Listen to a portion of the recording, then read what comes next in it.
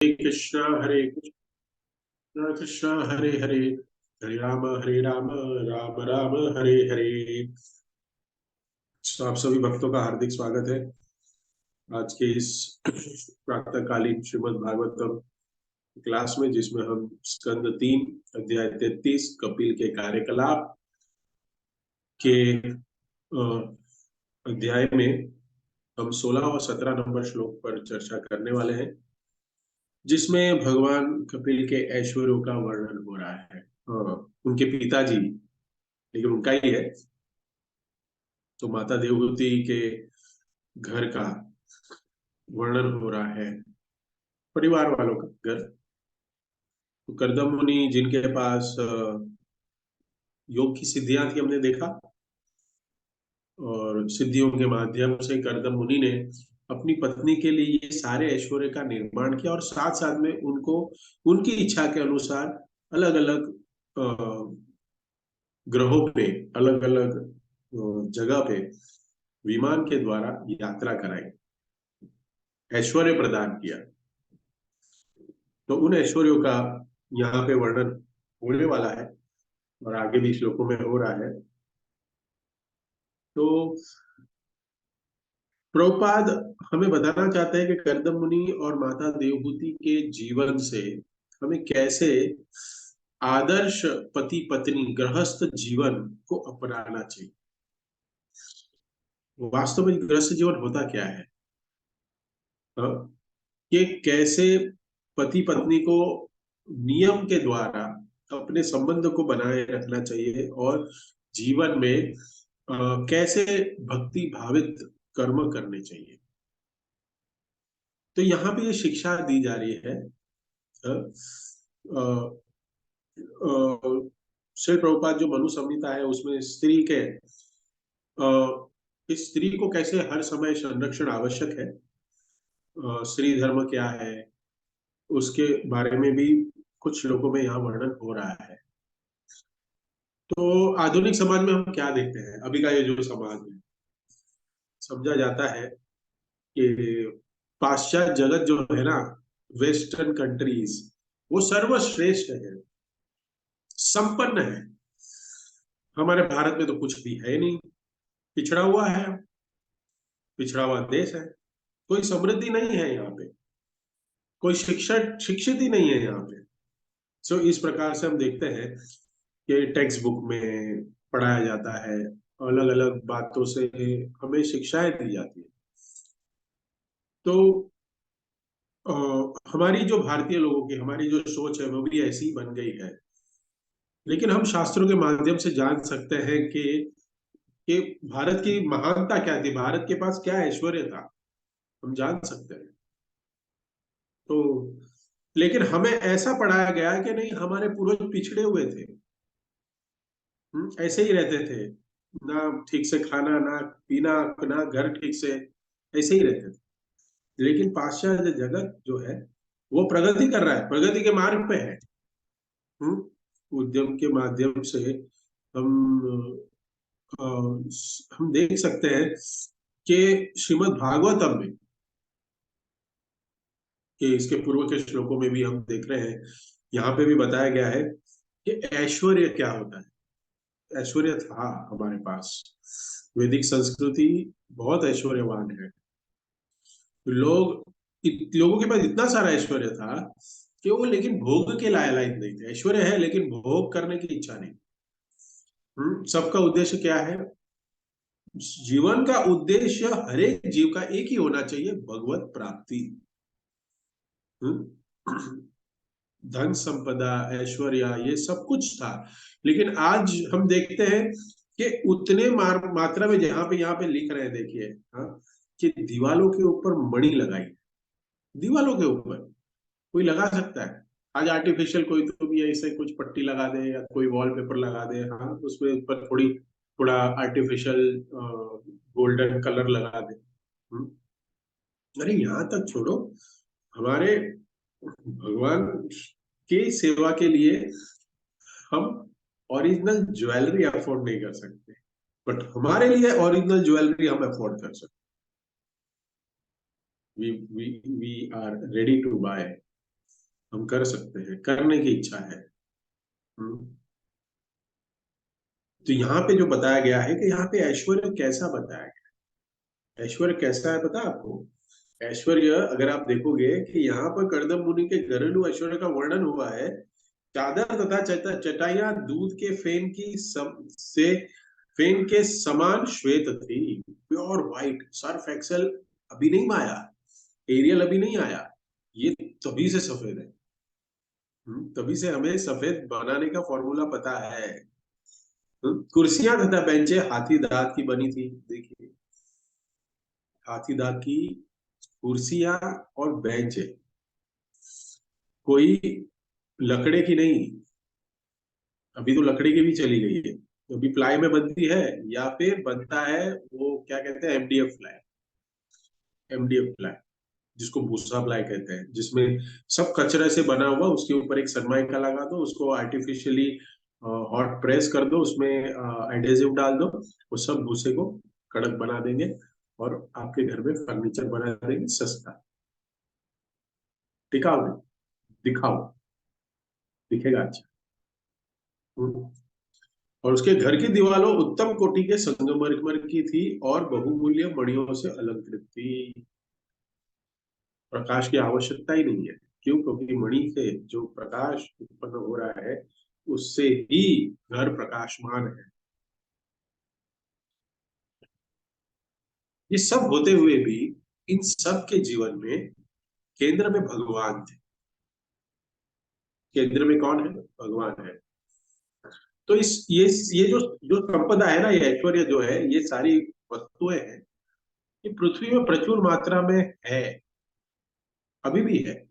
पृथ्वी ऐश्वर्य से पूर्ण है, लेकिन इन सबको पृथ्वी की कृपा से, क्योंकि पृथ्वी माता ये सब प्रदान करती थी। क्यों? क्योंकि वो हम सब, बोले हम सब मतलब तभी के जीव, हम नहीं, तभी के सारे जीव थे, वो भगवत भक्ति में लगे हुए थे। उनका उद्देश्य भगवत प्राप्ति था। और इसके लिए जो ये खनिज है, ये सारे हीरे जवाहरात, ये सारी सारे जो बहुमूल्य रत्न है, ये हमें पृथ्वी माता प्रदान करती थी। उसको आनंद होता था ये सब देने के। क्यों? क्योंकि नहीं, उसको पता है कि ये मिसयूज नहीं करे। कृष्ण अ, कृष्ण जो है ना, ये षड ऐश्वर्यों के स्वामी है।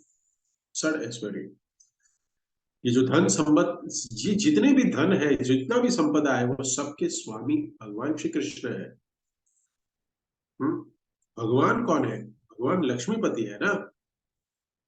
लक्ष्मी सहस्त्र, लक्ष्मी सहस्त्र, 1000, हाँ, हजारों लक्ष्मियां, 1000 नहीं, हजारों लक्ष्मियां भगवान के चरणों की सेवाएं करती है।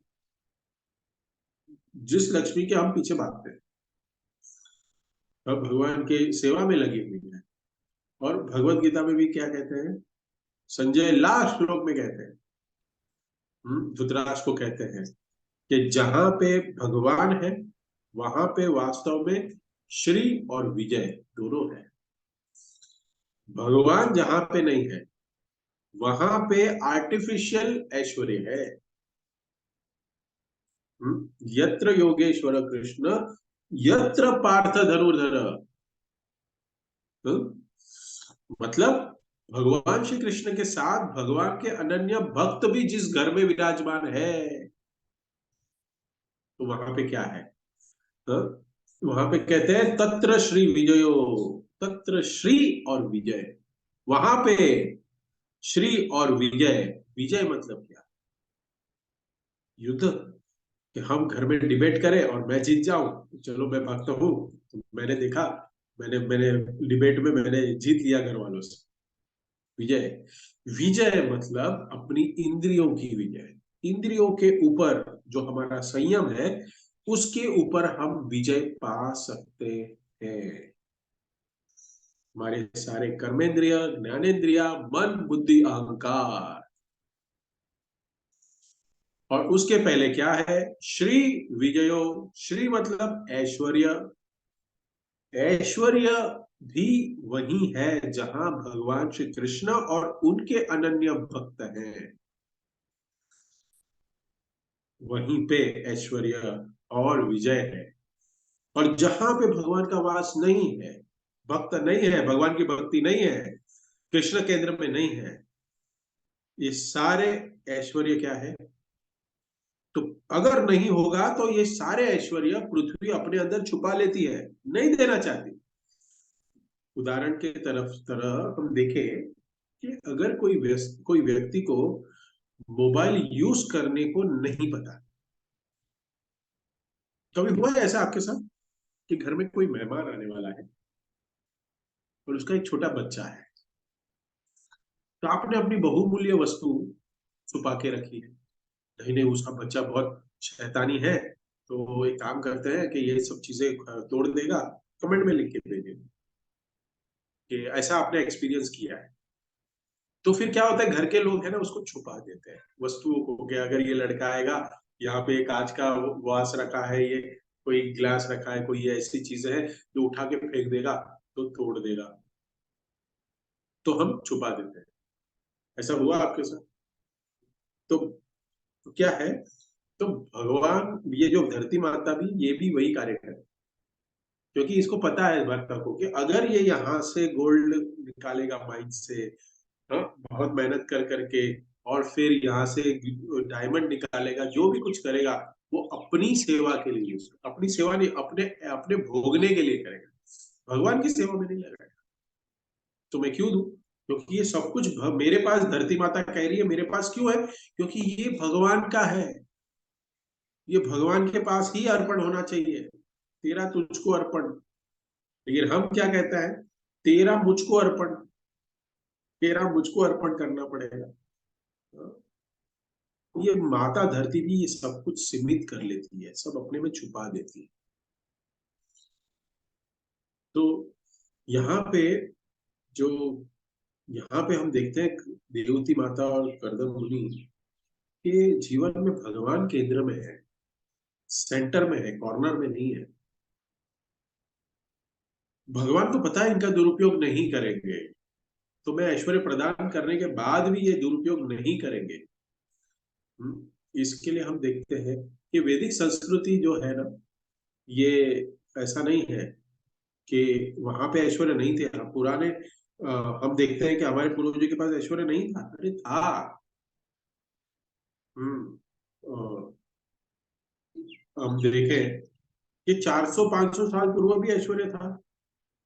हम देखते हैं हमारे छठ गोस्वामी, रूप गोस्वामी कितने अमीर, एक बोर्ड भर के सोने की कॉइन, नहीं लोखंड के कॉइन नहीं, ये जो अभी के स्टील के कॉइन नहीं थे उनके पास, गोल्ड कॉइन थे, गोल्ड। बताए, और वो भी पूरी नाव भर दी, पूरी नाव। और क्या कर दिया उन्होंने, सिर्फ 25% अपने पास रखा, दूसरा सब कुछ सनातन गोस्वामी, रूप गोस्वामी, अरे रघुनाथ दास बस भट्ट गोस्वामी की कथा सुनिए आप, जिनके पास हर महीने, आज तो 12-13 लाख रुपया हर महीने कोई नहीं कमा पाता, वो 12-13 लाख उस जमाने में वो भी सुवर्ण मुद्राएं कमाते थे, फिर भी क्या किया उन्होंने, वैराग्य, उससे वैराग्य, अपना घर छोड़ के चैतन्य महाप्रभु की शरण में आए, जगन्नाथपुरी आए और वैरागी जीवन जिया। बताइए, और हम क्या कर रहे हैं, भाग रहे हैं।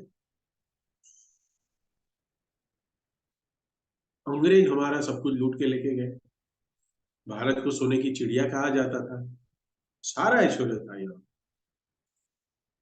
400 साल पहले, 300 साल पहले सब कुछ था, भारत में था, हम देख सकते हैं।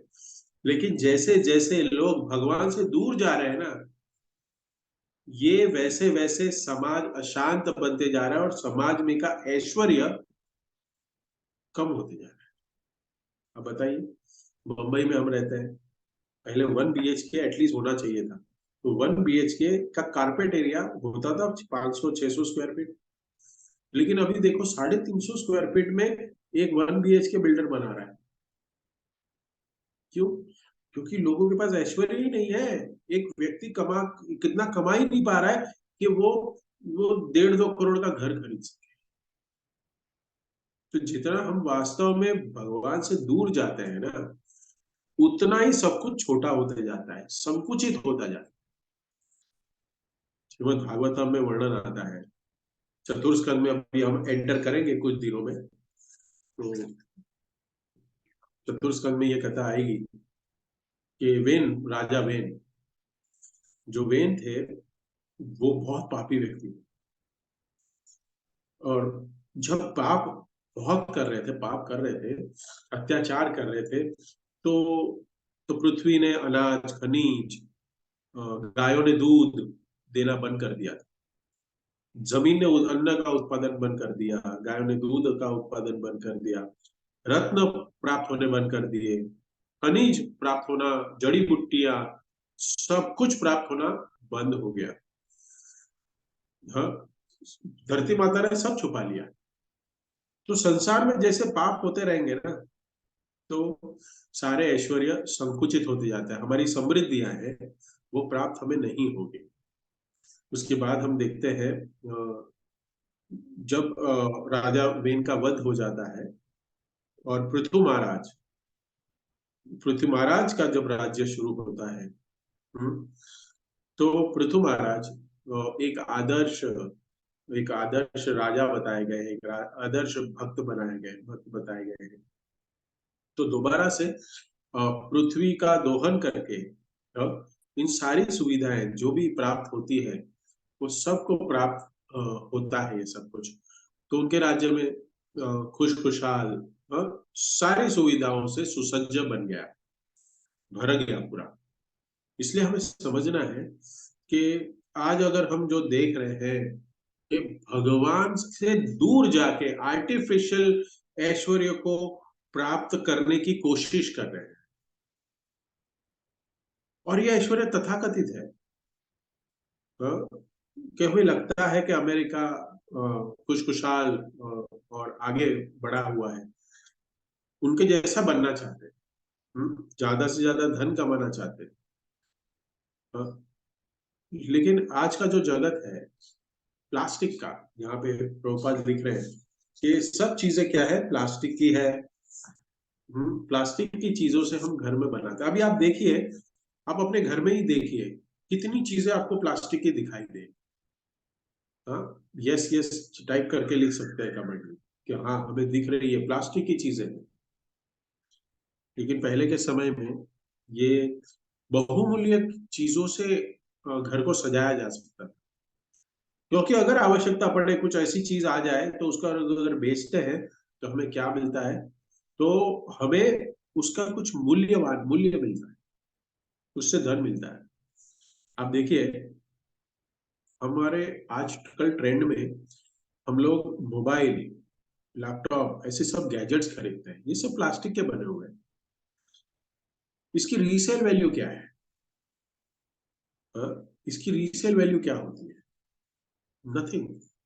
2 साल 3 साल के बाद अगर आप इसको बेचने जाओ तो आपको, आपने अगर 1.5 लाख का आईफोन खरीदा है, इसको आप बेचने जाइए मार्केट में, आपको 15, 20, 25 हजार से ज्यादा नहीं मिलेगा। अगर आपके पास आईफोन 15 है और 2 साल आप रुक जाइए और तब तक अगर 17 आ गया होगा, तो इस 15 का कोई वैल्यू नहीं, कोई भी वैल्यू नहीं।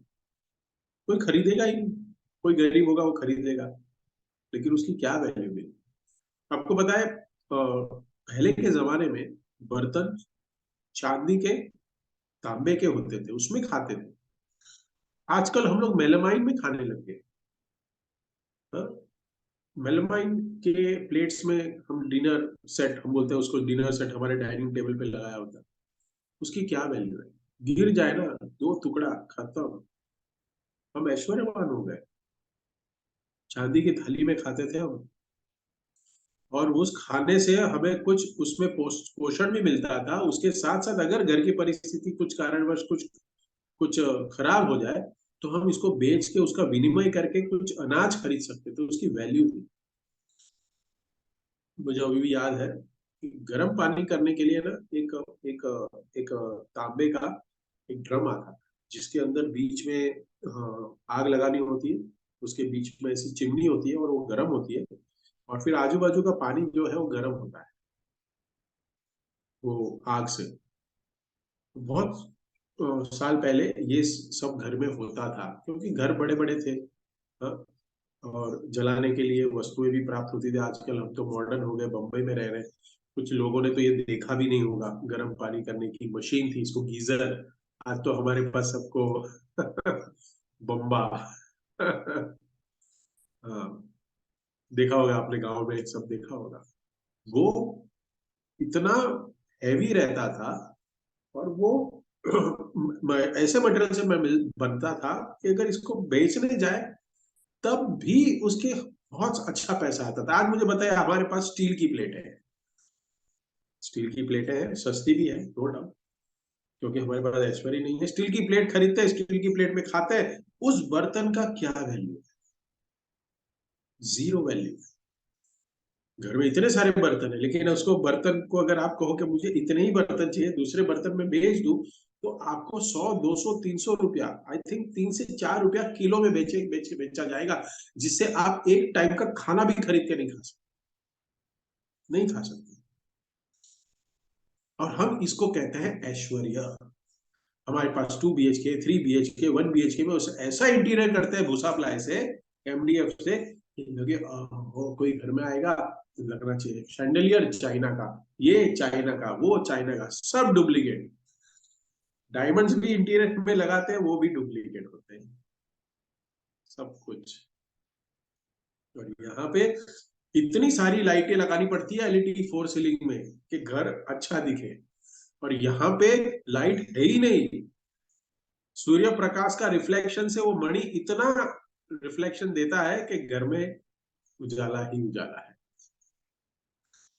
ये ऐश्वर्य था। और आज सब इस प्रकार, सब आर्टिफिशियल हो गया है। ये ऐश्वर्य नहीं है। भगवान के समय द्वारिका में हम देखते हैं ऐश्वर्य कितना था। कितना सुंदर वर्णन हुआ है भागवत में, कि जो द्वारिका का निर्माण किया था, निर्माण कराया था, विश्वकर्मा ने इतनी शक्ति और बुद्धि सब कुछ लगा दी, क्योंकि भगवान की सेवा करनी है ना। विश्वकर्मा ने ऐसे बहुत सारे बनाए, आर्किटेक्चर, मंदिर, या फिर कहो हम कहें कि अलग अलग राज्यों का निर्माण किया। लेकिन जब मालिक कहता है कि भाभी मेरे लिए बनाओ, तो वो क्या करेगा भाई? वो इंजीनियर क्या करेगा? अरे बॉस का घर है यार, बॉस का घर है, बहुत अच्छे से डिजाइन करना पड़ेगा, बहुत अच्छे से कार्य करना पड़ेगा, एकदम परफेक्ट बनाना पड़ेगा, कोई गलती नहीं होनी चाहिए, नहीं तो पोस्ट गई, नहीं तो पोस्ट गई। इतना बुद्धि से और इतने सुसज्ज तरीके से द्वारिका का निर्माण किया। लोग खोज कर रहे हैं, वैज्ञानिक लोग, हाँ, समुद्र में जाके, जा जाके नीचे।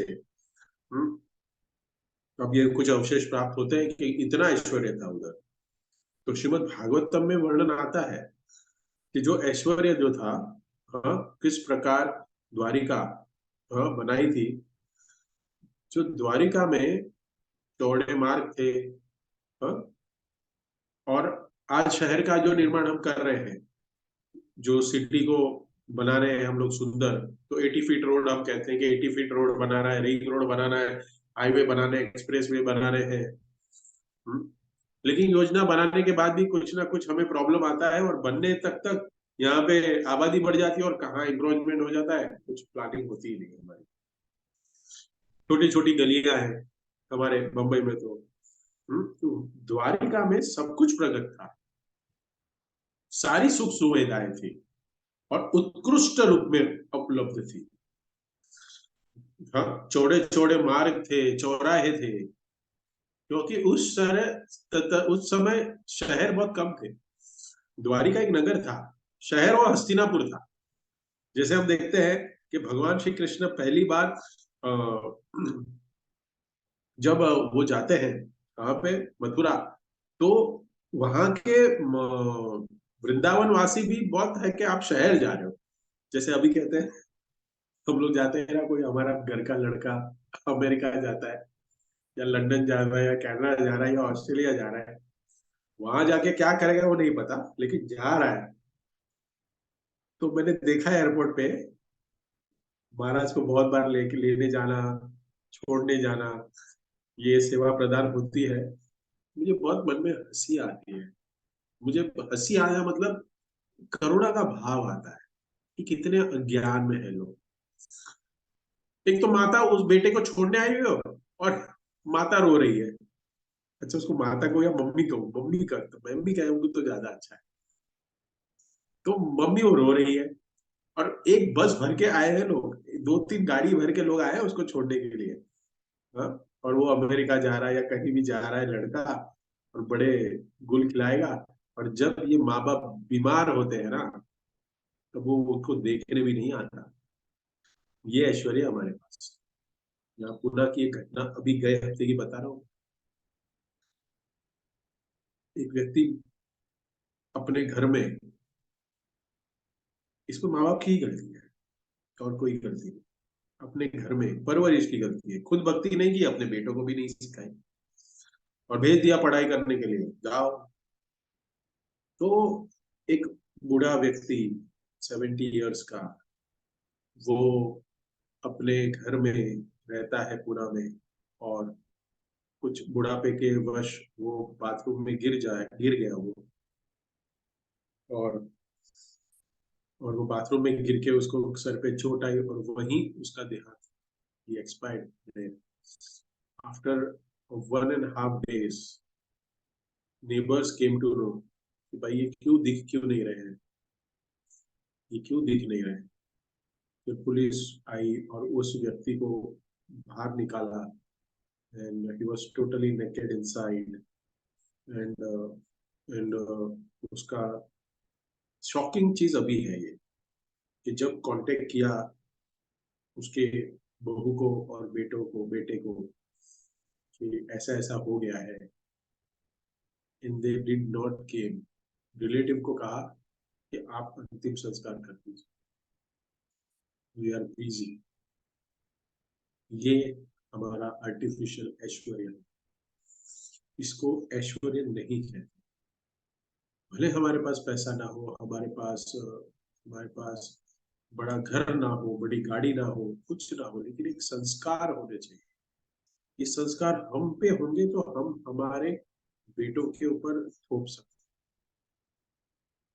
तो सो सॉरी, कह रहा था, मुझे एक्सप्लेन कर रहे थे कि प्रभु जी देखिए, ऐसा हमारे सोसाइटी में बना है, घटना हुई है। और ये बनी है मतलब ये होता है। In Gujarat there is a startup. ये स्टार्टअप का कार्य यही है कि अगर आपके घर में कोई भी आपका क्रियाक्रम करने वाला नहीं है, तो आप हमारे पास रजिस्टर्ड करा दीजिए। तो जब भी अगर आपको कुछ हो जाएगा, हम आपका सब कुछ करा देंगे, आपका टेक केयर भी करेंगे जब बुढ़ापा आ गया। और वहां से, अमेरिका से, कनाडा से, लंदन से, जहां से भी आपके घर वाले बैठे हैं, वो हमको पैसा भेजते रहेंगे, हम आपकी सेवा करते हैं। बताइए, ये स्टार्टअप है। जो ये करने वाला व्यक्ति है ना, ये जो स्टार्ट करने वाला व्यक्ति है ना, उसने ये प्रॉब्लम्स को देखा है। ये प्रॉब्लम्स को देखा है, लेकिन इस प्रॉब्लम को सॉल्व करने के लिए शिल प्रभुपाद और हम जैसे सारे भक्त लोग प्रचार के माध्यम से संस्कार देना चाहते हैं, ये ऐश्वर्य देना चाहते हैं। यही ऐश्वर्य है, सच्चा ऐश्वर्य, कि हम संस्कार दें। तो ये जो, पहले तो गांव में ही रहते थे सब लोग। हाँ, आजकल हम सब मेट्रो सिटीज में रहने आ गए और हमें ऐश्वर्य ऐश्वर्य पता चला। हाँ, हम्म। हो सकता है, और खास करके तो लोखंड वाला, और जहाँ पे हम रहते हैं फोर बंगलोज, यहाँ पे सब लोग, हाँ, सब लोग के जा गए हैं सब बाहर गाँव। तो किसी चीज की हमें कमी नहीं है। हमें सारी चीजों की सारी चीज हमें प्राप्त हो सकती है, लेकिन हम अगर कृष्ण भावना भावित नहीं है, तो ये धरती माता सब कुछ अपने आप में छुपा लेती है। और अगर हम अपना ले सब लोग, तो ये सारी अवस्थाएं देखो कैसे आएगी। वास्तव में सब कुछ प्रफुल्लित हो जाएगा, सब कुछ ऐश्वर्य हमें प्राप्त हो सकता है। माता देवती, अब उनके घर का वर्णन हो रहा है, और लेकिन आसक्त नहीं है, है सब कुछ, लेकिन उसकी वैल्यू है, लेकिन आसक्ति नहीं। कि इस संसार में इतना ऐश्वर्य है, तो मुझे बताइए कि भगवान के धाम में कितना ऐश्वर्य होगा। हाँ? कितना समृद्धशाली होगा, कितना ऐश्वर्यशाली होगा। लेकिन लेकिन लेकिन वो ऐश्वर्य है, लेकिन फिर भी उस ऐश्वर्य से आकर्षित नहीं। भोगने के लिए कहते हैं कि वहां पे क्या है, भगवान के धाम में कल्प वृक्ष है। सारे ऐश्वर्य कल्प वृक्ष से ही प्राप्त होते हैं। भूमि क्या है, चिंतामणि। हाँ? सब आवश्यकता है, ब्रह्मा जी भी अपने श्लोक में कहते हैं ना, ब्रह्म संहिता में। सुंदरता, हाँ, इतनी श्रेष्ठ है कि उतना कोई जगत में सुंदर नहीं है।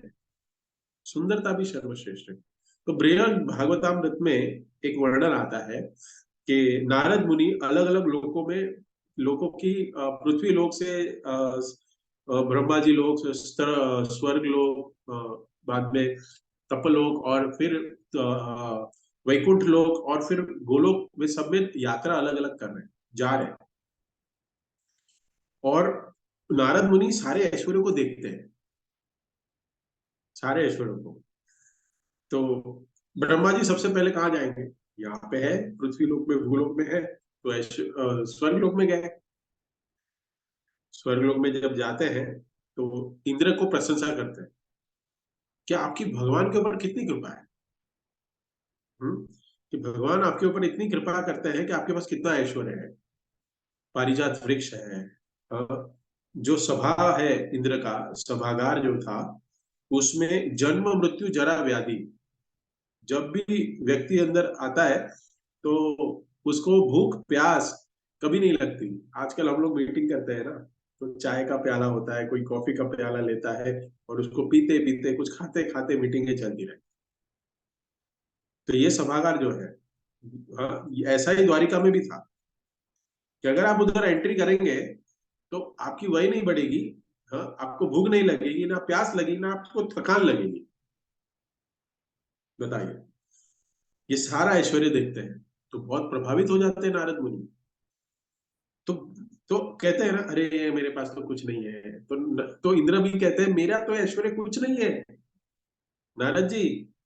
हम्म ये असुर लोग बार बार आके मेरे मेरे लोक में आक्रमण कर देते हैं, जिससे मेरा ऐश्वर्य कम हो गया है। फिर हमको भी ये छोड़ के भागना पड़ता है, मैं ये छोड़ के भाग जाता हूँ। बार बार मेरे ऊपर चढ़ाई हो जाती है, मेरे ऊपर आक्रमण हो जाता है। हम्म, तो यहाँ पे भी स्थिति कोई अच्छी नहीं है। भय तो है यहाँ पे। हाँ, भय है यहाँ पे। इससे भी श्रेष्ठ जो है, जो ब्रह्मा जी का लोक है, वो बहुत उच्च कोटि का है। और आपके पिता भी है वो आपके पिता भी है। नारद इंद्रदेव कहते हैं नारद जी को। तो नारद मुनि कहते हैं चलो फिर देखते हैं।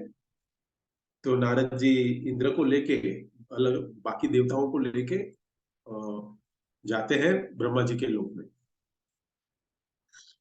तो ब्रह्मा जी के लोक में जब जाते हैं तो वहां क्या होता है, कि ब्रह्मा जी के लोक में इच्छा के अनुसार सारा कार्य होता है, इच्छा के अनुसार सब कुछ प्राप्त होता है। स्वर्ग लोक से भी ज्यादा ऐश्वर्य है वहां पे। वहां पे क्या है कि अगर आप घर का इंटीरियर खराब हो गया है, आपको कलर करना है घर में, तो करते हैं ना 3-4 साल में। थोड़ा कलर, एक ही कलर देख देख के मैं परेशान हो गई हूँ, थोड़ा चेंज करो कलर। तो फिर हस्बैंड बेचारा लोन लेता है, बोनस का राह देखता है दिवाली के, और फिर बोलता है ठीक है, ये दिवाली में हम फ्रिज खरीद लेंगे, ये दिवाली में हम टीवी खरीद लेंगे, ये दिवाली में वॉशिंग मशीन खरीद लेंगे, ये दिवाली में हम कलर करेंगे। हम्म, हम्म। तो कलर पसंद नहीं होता तो दूसरा लगा लेते हैं। तो करना पड़ता है, बुलाना पड़ता है यहाँ पे। यहाँ पे ब्रह्मा लोक में अगर आपकी इच्छा, वहां कल्प वृक्ष भी नहीं है, वहां पे सिर्फ इच्छा से कार्य चलता है। इच्छा के अनुरूप आपने महल बनवाया, और इच्छा के अनुसार आपने सोचा, इच्छा की, और वहां पे प्रकट। वापस वहां पे अगर ठंडी चाहिए, आपको थोड़ा गर्म लग रहा है, प्लेजेंट बनाना है, तो आप सोचिए सिर्फ, तो वातावरण ऑटोमेटिक चेंज हो जाएगा। आपको एसी की जरूरत नहीं है, आउटडोर यूनिट इंडोर यूनिट लगाने की जरूरत नहीं। तो सारे ऐश्वर्य, हाँ, इससे भी बढ़कर ऐश्वर्य, हाँ, ये है। तो नारद जी देखते अरे स्वर्ग से तो ये अच्छा है, ब्रह्मलोक अच्छा है। हम्म। तो ब्रह्मा जी को कहते हैं कि पिताजी आपके ऊपर तो भगवान की बहुत बड़ी कृपा है, इंद्र पे भी है लेकिन आप पे ज्यादा है। तो ब्रह्मा जी कहते हैं कि इससे भी श्रेष्ठ लोक अगर आपको देखना है तो शिवलोक जाइए। शिव जी के लोक में और ऐश्वर्य है। हम्म। तो क्या होता है, शिव जी के लोक में ब्रह्मा जी, नारद मुनि, इंद्रदेव और सारे देवी देवता शिव के लोक में देखते हैं, जाने के लिए जाके के देखते हैं। शिव जी के लोक में आते देखते हैं कि वहां पे बहुत ज्यादा ऐश्वर्य है। ऐसा नहीं है कि शिव जी कैलाश में ही बैठते हैं और शिव जी वो क्या कहते हैं, आजकल बहुत एक एक ट्रेंड बना हुआ है कि वो श्मशान में रहते हैं। हम्म, कि उनके लोक में ऐसा ऐश्वर्य नहीं है, वो ऐसे ही वलकल वस्त्र में है, सांप को धारण किए हुए हैं। ऐश्वर्य है उनके पास, लेकिन ऐश्वर्य से आसक्त नहीं। रहते हैं वैसे, लेकिन उनके पास सब कुछ है। हमारे पास थोड़ा सा आता है ना।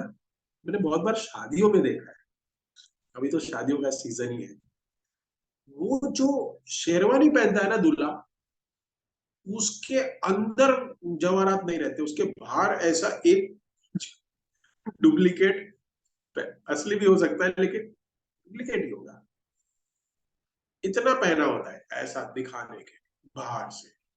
इसको कहते हैं दिखावा। भक्त लोग, वैष्णव और देवता दिखावा नहीं करते, सब कुछ होता है। यहाँ पे थोड़ा सा कुछ आ गया ना तो हमारे पास बीएमडब्ल्यू और मर्सिडीज वाली गाड़ी हो जाती, थोड़ा ऐश्वर्य आ गया था। एक हुआ अभी हमारे एक पहचान में, भक्ति है लेकिन उनको समझ में आ गया, उन्होंने दिवाली में मर्सिडीज खरीदी और गए हफ्ते में भिवंडी के पास नासिक जा रहे थे, गाड़ी को ठोक दिया। और प्रभु जी मुझे बोलते हैं कि प्रभु जी यही मेरे दुख का कारण बना।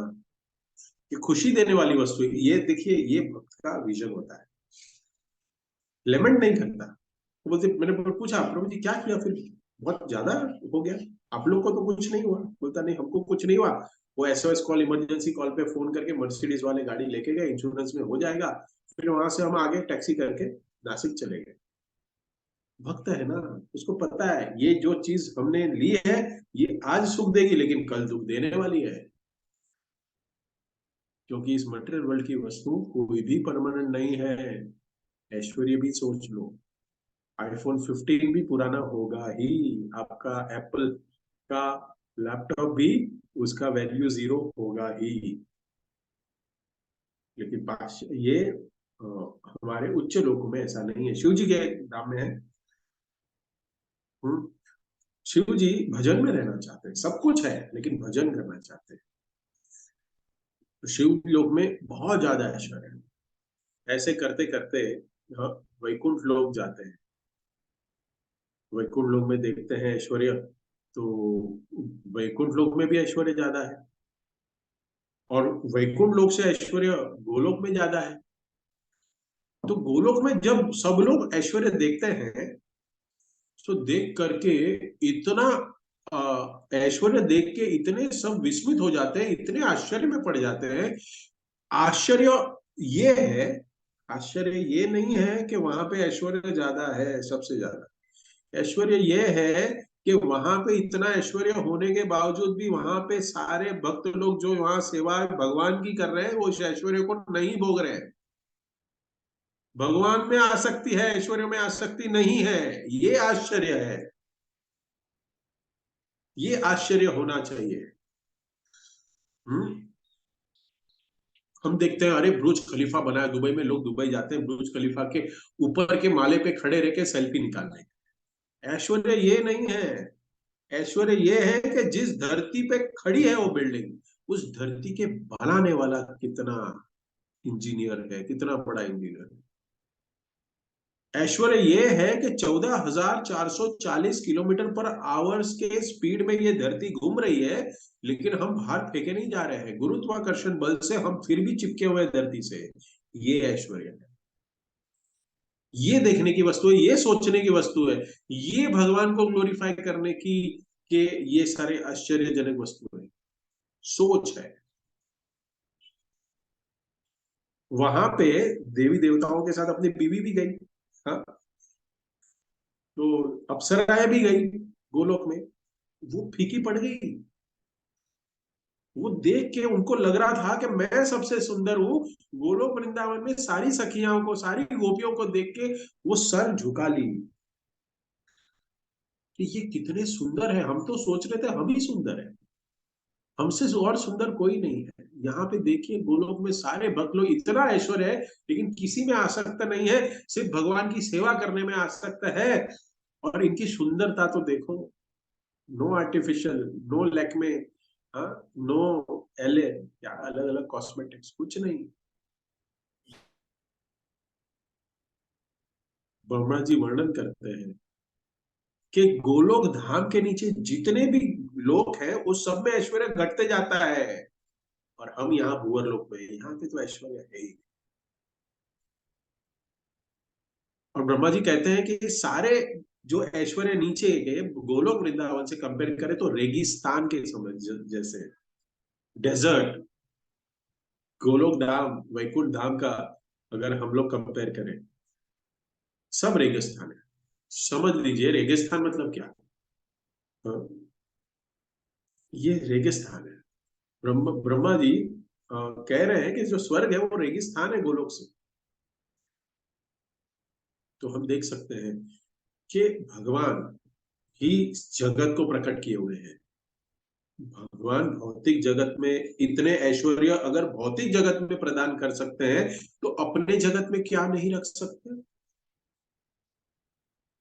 हाँ, ये बात रहा, सब कुछ होने के बाद, सब ऐश्वर्य होने के बाद भी कोई भी भक्त उसमें आसक्त नहीं है, कोई भी आसक्त नहीं। स्त्री है पुरुष, वो भी एक दूसरे से आसक्त नहीं। सारी सुविधाएं वो भगवान की सेवा में लगानी चाहिए, स्वयं भोगने की इच्छा नहीं रखनी चाहिए। तो ना एक दूसरे को भोगे, ना ये सारी वस्तुएं जो है वो अपने भोगने के लिए, सिर्फ और सिर्फ भगवान को भोग देने के लिए। भारत को अगर समृद्धशाली बनाना है हमें, तो हमें ये जानने की आवश्यकता है कि हमको भक्त बनना ही पड़ेगा। मैं लास्ट वीक भी एक लेक्चर दे रहा था, उसमें मैंने बताया दूसरे ग्रुप में कि अगर आपको ऐश्वर्यवान बनना है, अगर स्वर्ग की प्राप्ति करनी भी है, क्योंकि मरने के बाद हमारा नाम पेपर में आएगा तो स्वर्गवासी लिखेंगे, उसके लिए भी आपको भक्ति करनी ही पड़ेगी। क्योंकि भगवान भगवत गीता में कहते हैं 6वें अध्याय के एंड में, अगर कोई भक्ति करते करते अगर अपनी भक्ति को कंप्लीट नहीं कर पाता, तो भी उसको स्वर्ग की प्राप्ति होती है। वो स्वर्ग में उसको भोगता है, और उसका जब भोग समाप्त हो जाता है उसके बाद वो यहाँ पे इस जगत में मैं उसको एक वैष्णव परिवार में जन्म देता हूं, जहां पे उसको रोटी कपड़ा मकान का टेंशन ना हो। क्योंकि रोटी कपड़ा मकान के लिए हम भाग रहे हैं, तो भक्ति के लिए समय ही नहीं है। बुला रहे हैं हम सबको, आइए मंदिर, आइए आइए आइए, लेकिन बेचारा क्या करे, रोटी कमाने के लिए, कपड़ा कमाने के लिए और मकान अच्छा बनाने के लिए वो भाग रहा है, भाग रहा है। तो भगवान कहते हैं कि मैं उसको रोटी कपड़ा मकान के, जिसके पास ऑलरेडी अच्छा है, उसके घर में जन्म देता हूं, जब से जिससे कि वो अपना समय भक्ति में दे, भक्ति में लगाए। ये बहुत जरूरी है समझने के लिए ये चीजें। यहाँ पे हम देखते हैं कोई व्यक्ति सुना, अरे कपिल मुनि का ये का, यहाँ पे सब लोग मुनि है, और राज ऋषि का नाम सबसे जाने जाते हैं, लेकिन उनका घर तो देखो, घर में तो देखो क्या क्या लगाया हुआ है। फूल है ना, फूल आपको बताता हूँ, अगर फूल आज तक कभी भी माता ने, कोई भी एक स्त्री ने अगर बाल में नहीं लगाया होता, तो फूल तो सिर्फ भगवान को ही चढ़ाया होता।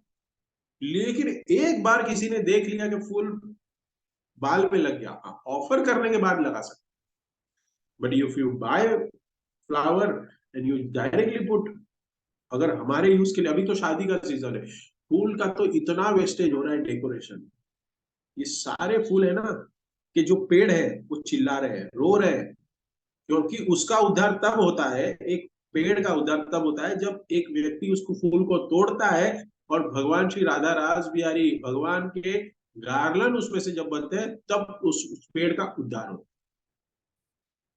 तब उसका होता है। और वही पेड़ के फूल जब किसी शादी के डेकोरेशन में स्टेज पे लगते हैं, तो वो बेचारा रोता है, क्या उसका उद्धार नहीं होता। इसलिए हर एक वस्तु इस जड़ जगत में जितनी भी है, वो सब भगवान की देन है, भगवान से ही आती है, और उसको भगवान को अर्पण करना, ऐश्वर्य को, यही एक भक्त का कर्तव्य है। ये समझाने के लिए हमारे पास आगे के श्लोकों में भी ऐश्वर्य का वर्णन हो रहा है। आगे के श्लोक भी आप कल पढ़ेंगे। हाँ, मन है, गृहस्थी कैसी होती है, रियल ऐश्वर्य हमारे पास ऑलरेडी मिल गया है। The real jewel is Krishna prem, bhakti. Hare Krishna Krishna Krishna Hare Hare, हरे राम राम राम हरे हरे। अगर किसके पास ये मंत्र, ये जो महामंत्र है ना, वो सबसे अमीर व्यक्ति, सबसे अमीर है। अगर उसको मिला है और वो कर रहा है, हाँ? जो चैतन्य चरित्र में कहते हैं ना, ब्रह्मांड भ्रमित हो कौन भाग्यवान जी, भक्ति लता बीज पाए, भक्ति लता बीज पाए।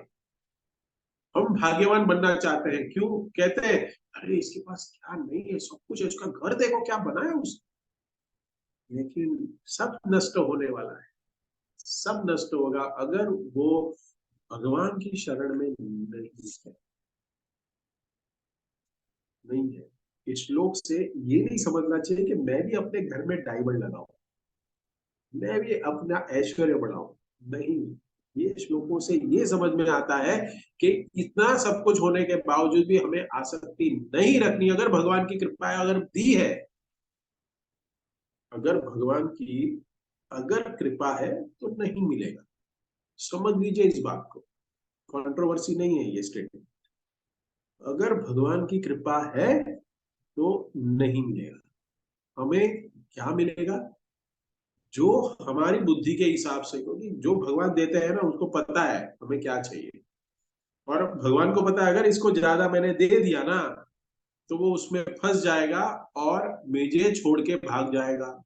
इसके लिए उसको उतना ही दो कि मेरे पास बना रहे, मेरे पास आया करे, मंदिर आया करे, दर्शन लेकर लिया ले जप करे, प्रसाद खाए, और अपनी क्षमता के अनुसार दान करे, पुस्तक वितरण करे, कृष्ण भक्ति सभी को फैलाए, पूरे संसार में सबको प्रदान करे, करुणा उत्पन्न करे। ये बहुत जरूरी है। वो बहुत सुंदर श्लोक है ऐश्वर्य के। और आप देखो, स्टार्ट में वर्णन नहीं हुए एंड में यहाँ पे वर्णन हो रहा है, सब कुछ सांख्य योग, ये योग सब दिखाया, सब सिखाया, कपिल भगवान ने सब कुछ बताया। उसके बाद यहाँ पे मैत्री और विदुर के संवाद में अभी आ रहा है ये क्यों आ रहा है आप समझ लीजिए। Why at the end? Because our consciousness needs to get purified after reading, understanding the topics। जो कपिल भगवान की जो शिक्षाएं हैं, देवती माता की, माता के जो जो हमने देखा कि उनकी जो स्तुतियां हैं, उसके बाद हम ये सब समझ सकते हैं कि कर्दम ऋषि ने इतने वैराग्य फिर भी अपने घर क्यों ऐसा बनाया। हाँ, इतनी चद्दरें इतने धो धो के सफेद करने की क्या जरूरत थी, सोना ही है। बट ये सब कुछ भगवान की सेवा है। क्योंकि ये घर जो है, मैं लास्ट वीक एक संडे के किसी के घर पे गया था, तब 6th चैप्टर भगवत गीता के ऊपर लेक्चर दे रहा था। तो वो बता रहे कि सब कुछ ये प्रभु, ये भगवान का है, सब कुछ, ये सब कुछ क्या है, भगवान का। ये घर भी भगवान का। बोला नहीं, ये भगवान का घर नहीं है। आपके घर के बाहर लिखा हुआ है आपका सरनेम और हाउस, मीन्स आप सोच रहे हैं कि मेरा घर है, अरे प्रभु जी, मैं इमीडिएट चेंज करता हूँ, यस यू चेंज इट। कुछ भगवान के नाम पे या कोई ऐसा नाम रखिए जो भगवान को प्रिय हो, ऐसा नाम करके रहे। आपने अपना नाम लिखा है सरनेम और एस लिखा है, फर्स्ट ऑफ एस, और उसके नीचे उसका हाउस लिखा है, मतलब ये तो घर आपका है, भगवान का नहीं। आप कह रहे हो भगवान का है लेकिन मन में नहीं है। हमें ये सब छोटी छोटी बातें समझनी है, कुछ लोगों से सीखना है। तो किसी भक्त का कोई कमेंट, मैं यहाँ पे विराम देता हूँ। अगर किसी भक्त का कोई कमेंट टिप्पणी प्रश्न है तो पूछ सकते हैं। हरे कृष्णा।